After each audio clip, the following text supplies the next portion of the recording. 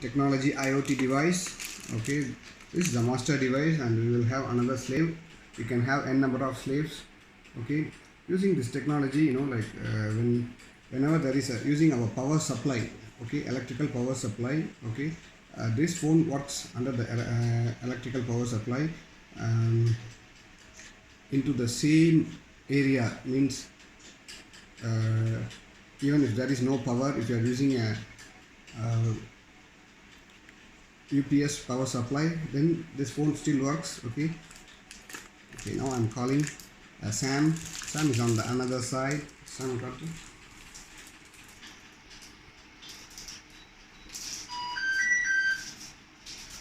Hi Sam.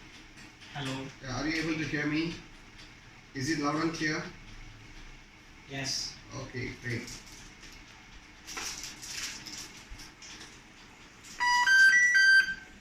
Okay, fine then. So if that's it.